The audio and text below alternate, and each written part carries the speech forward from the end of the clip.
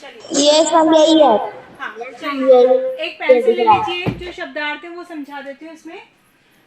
इस चैप्टर के अंतर्गत क्या बताया गया कि जो दो वीर जो संत हैं वो जा रहे हैं सन्यासी, उनसे पूछा जा रहा है कि तुम कहाँ जा रहे हो। उनसे पूछा जा रहा है, जो पिक्चर दे रखी है, कि तुम किसकी पूजा करने के लिए जा रहे हो, इतना सब कुछ सामान लेके, उसके बारे में बताया जाए।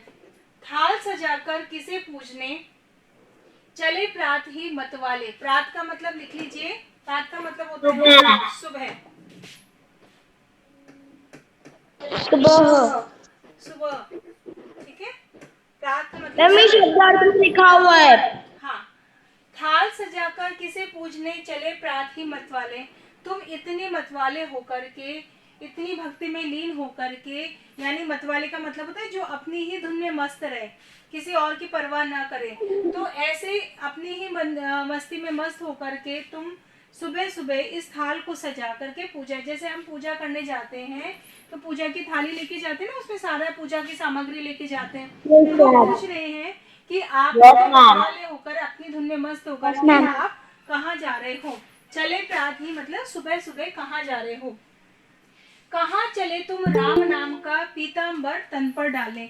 और तुम जा रहे हो, जाते हो। पीताम्बर का मतलब होता है पीला वस्त्र। हाँ, पीले वस्त्रों का जो जैसे यस जो मैम। पूजा करते टाइम हम डालते हैं।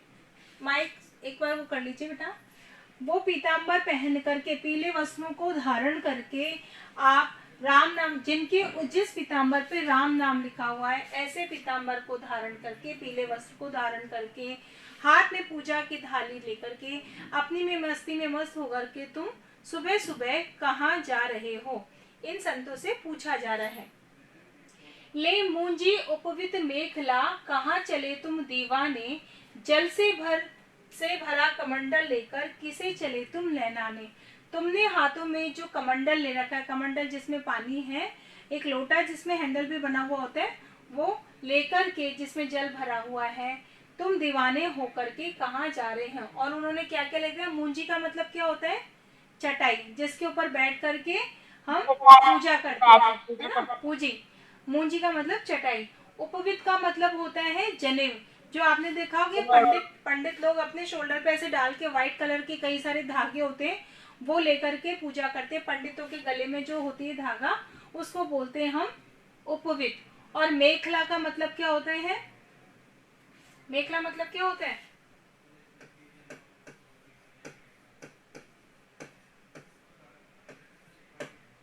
ऐसे हाँ,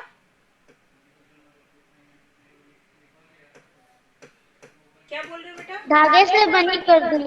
हाँ, करघनी का मतलब होता है जो यहाँ पे कमर में बांधी जाती है, कमर में बांधने वाली, उसको बोलते हैं हम मेखला, करघनी, यानी कमर में बांधने वाले जो पट्टा होता है उसको बोलते हैं करघनी। तुम इस तरह से तैयार होकर के किस तरफ चले जा रहे हो, और तुम्हारे जो कमंडल में जल है उससे तुम किससे स्नान करवाने के लिए जा रहे हो। आगे आगे बोल रहे हैं, इधर प्रयाग ना गंगा सागर, इधर ना रामेश्वर काशी। जिस दिशा की तरफ तुम जा रहे हो वहां तो कोई पवित्र स्थान भी ऐसा नहीं है जहाँ पे तुम पूजा पाठ के लिए जा रहे हो। कौन कौन सा, ना तो वहां पर गंगा सागर है यानी गंगा नदी है, ना ही वहां पर रामेश्वर है, और ना ही वहां उस दिशा में काशी है। तो ना, जहाँ काशी भी नहीं है, गंगा भी नहीं है, रामेश्वर भी नहीं है, तो फिर तुम ये सब चीजें लेकर के पूजा के लिए किस स्थान पर जा रहे हो। कहाँ किधर है तीर्थ तुम्हारा, कहाँ चले तुम सन्यासी। हे सन्यासी, ऐसा कौन सा तीर्थ है जिस दिशा में तुम जा रहे हो, क्योंकि जिस दिशा में तुम जा रहे हो वहां तो भी कोई तीर्थ स्थल भी नहीं है। नंगे पैर चले पड़े पागल, कांटों की परवाह नहीं, कितनी दूर अभी जाना है, इधर विपिन है राह नहीं।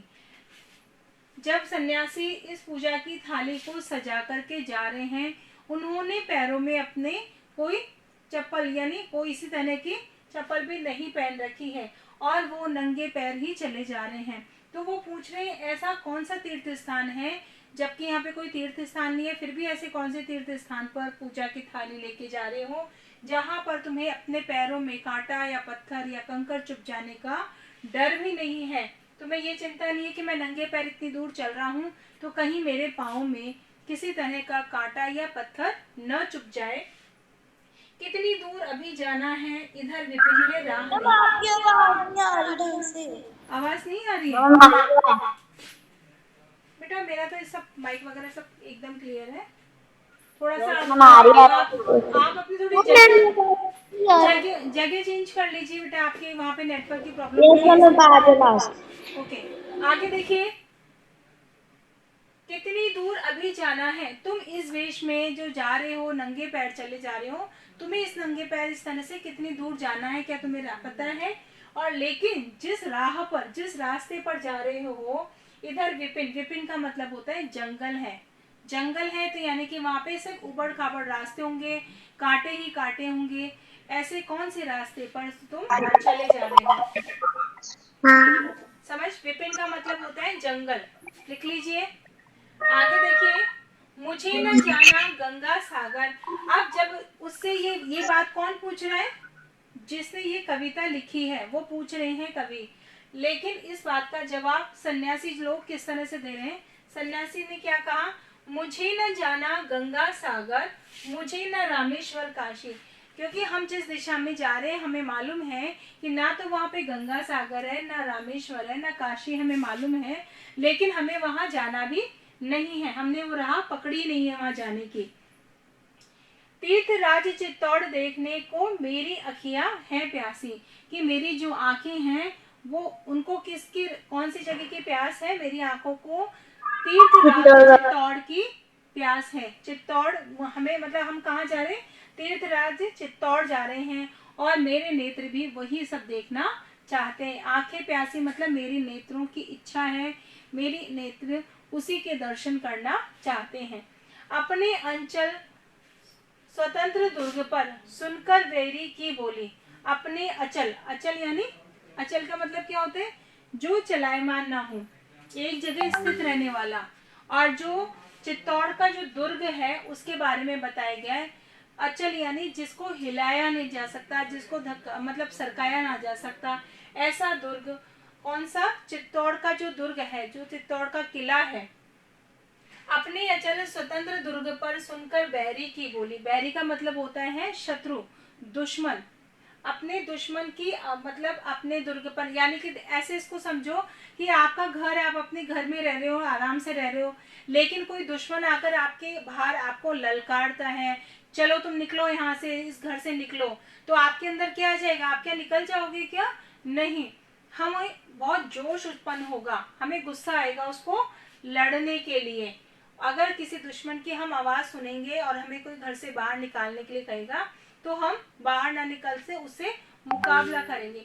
ठीक उसी प्रकार से यहाँ पर बताया गया है कि चित्तौड़ को दुर्ग को अचल कहा गया है, जिसको हिलाया नहीं जा सकता। ऐसा विशाल जो दुर्ग है उस पर सुनकर बैरी की बली, बैरी का मतलब होता है दुश्मन की आवाज को सुनकर निकल पड़ी लेकर तलवारें जहां जवानों की टोली। जहां पर जवानों की टोलियां, जो उस चित्तौड़ के रहने वाले लोग हैं, वो दुश्मनों की आवाज को सुनकर के अपने हाथ में तलवारें लेकर के लड़ने के लिए निकल पड़े। टोली मतलब झुंड बनाकर, समूह बनाकर, इकट्ठा होकर के। समूह कब बनेगा? जब हमें एकता होगी। समूह ऐसी थोड़ा ना बनेगा किसी चीज के लिए। जैसे आपका क्लास का एक समूह हो गया, वो क्लास कब होगी? जब सब आप एक ही क्लास के बच्चे वहां पर होंगे, जैसे 6 क्लास के बच्चे एक साथ हैं, तो आपकी क्या बन जाएगी? टोली बन जाएगी। तो वो कह रहे हैं कि चित्तौड़ में रहने वाले लोगों ने जब सुना, किसी दुश्मन की आवाज को सुना, जो हमारा दुश्मन है उसने हमारे दुर्ग पर आवाज लगाई, तो सारे जवान वहां पर तलवार लेकर के निकल पड़े। जहां आन पर माँ बहनों की जला जला पावन होली, वीर मंडली गर्वित स्वर से जय माँ की जय जय बोली। जहां आन पर माँ बहनों की, आन का मतलब क्या होता है? मैम मर्यादा।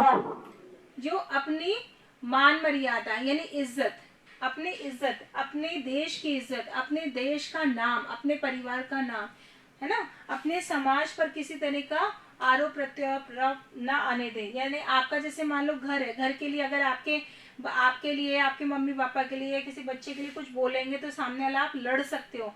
ठीक उसी प्रकार से जब चित्तौड़ के दुर्ग के मान सम्मान की बात आई तो वहां पर माँ बहनों की जला जला पावन होली, तो वहां पर माँ बहनों की पावन होली को जलाकर के वीर मंडली गर्वित स्वर से, गर्वित समय मतलब गर्व के साथ सबने क्या कहा, जय माँ करके उन्होंने आवाज लगाई। पावन होली, जला जला पावन होली का मतलब होता है कि अपनी मान मर्यादा को बचाने के लिए अपने आप को क्या कर देना, जला देना, लेकिन किसी दूसरे का हमारे ऊपर अधिकार नहीं हो। यानी कि मान लो हमारे ऊपर कोई दूसरा अधिकार कर रहा है तो उससे पहले, उसके अधिकार से पहले अपने आप को हमने जला दिया। किसमें जला दिया, आग में जला दिया।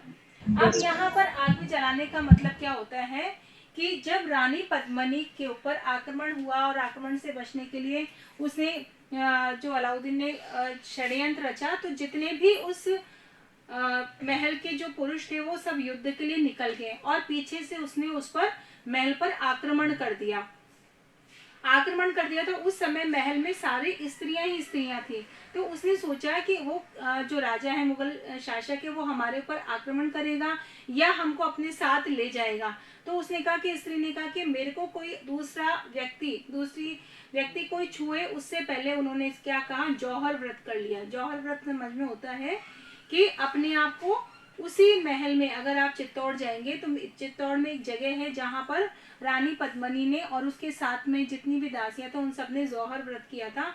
वहां पर अपने आप को आग में, जलती आग में जिंदा ही उसमें कूद गई थी। तो वो जौहर कहलाता, जिंदा ही अपने आप को समाप्त कर देना। इसलिए यहाँ पर आया है कि जहाँ अपनी इज्जत को बचाने के लिए, जहाँ पर माता और बहनों ने अपने आप को उस पवित्र होली में जला दिया। होलिका में क्या होता है, होली जलती है, आग निकलती है। तो ठीक उसी प्रकार से उन्होंने जलती हुई आग में अपने आप को समाप्त कर लिया था। किसके लिए, केवल अपनी इज्जत को बचाने के लिए, कि कोई दूसरा आकर, मुगल शासक आकर उसके ऊपर कोई जबरदस्ती ना करे, इसीलिए ये लाइन आई है। ठीक है, आगे है, वही जा रहा पूजा करने, ऐसे पवित्र स्थान की मैं पूजा करने जा रहा हूँ जहाँ पर पद्मिनी जैसी रानियों ने जौहर किया था। वो कह रहे हैं कि वही जा रहा पूजा करने, लेने सतियों की पदधूलि। पदधूलि का मतलब होता है उसकी चरण धूल, यानी कि जहाँ हम चल रहे हैं, चलने पर जो मिट्टी होती है उस मिट्टी को अपने सिर से लगाना, उसे बोलते हैं पद धूल। पैरों की धूल को, यानी वो पैरों की धूल भी इतनी पवित्र होती है कि मैं, सन्यासी लोग कह रहे हैं कि मैं उसी रास्ते पर जा रहा हूँ। कहाँ जा रहा हूँ, चित्तौड़ के दुर्ग पर, जहाँ पर अपनी माता और बहनों ने अपनी इज्जत को बचाने के लिए, अपने मान सम्मान को बचाने के लिए अपने आप को पावन होली में आग में जला दिया था। लेने सतियों की धूली, ऐसी सती सावित्री जो स्त्रियां हैं उनकी पैरों की धूल को लेने के लिए मैं वहां जा रहा हूँ। वही हमारा दीप जलेगा, वही चढ़ेगा माला फूल, और जो हाथों में मैंने दीपक ले रखे हैं वो दीपकों से आरती मैं उसी जगह ही करना चाहता हूँ, और वहीं पर मेरे हाथों में जो मालाएं हैं, फूलों की माला है, वो उनको चढ़ाना चाहता हूँ। ठीक है, समझ में आया यहाँ तक बेटा? Yes ma'am. अच्छा, एक यस बार मैम। टाइम देख लीजिए। टाइम यस टाइम यस है। मैम। 12:33। अच्छा, 40 तक है ना आपका टाइमिंग? तो चलिए, अब ऐसा कीजिए, यहाँ तक आप इसका वापस से देख लीजिए, अगर कहीं नहीं समझ में आया तो वो पूछ लीजिए, बाकी का हम कल कर लेंगे क्योंकि पूरा आज होगा नहीं। ऊपर से लेके नीचे तक जितना मैंने ओके पढ़ाया, मैम। अगर नहीं कोई समझ में आया तो प्लीज पूछ लीजिए। एक बार पूरा रीडिंग कर लीजिए 2 मिनट में।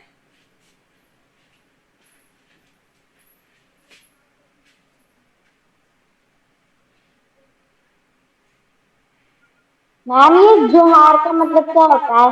कहाँ है बेटा? जोहार। ये पेज यहाँ पर नंबर, मैम ये पेज नंबर बोलिए। पेज 57। नव्या 57 पे, 57 पे कौन सी लाइन है? मैम 4th वाले पैराग्राफ में। 4th में, यहाँ तो मैं नीचे तक आई नहीं हूँ, मैंने केवल 57 में 3 पैराग्राफ पढ़ा है। इन 3 पैराग्राफ में से तक पूछ लो। ये वाला तो कल पढ़ाऊंगी आपको, जौहर व्रत कल समझाऊंगी क्या होता है। आप अभी तक यहाँ तक जो मैंने पढ़ा है ना, 57 के 3rd पैराग्राफ तक में कुछ पूछना है तो पूछ लीजिए, आगे का हम कल पढ़ेंगे।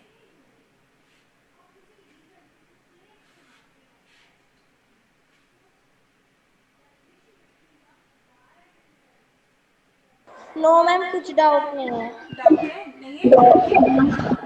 यस मैम, कुछ भी डाउट नहीं है अभी।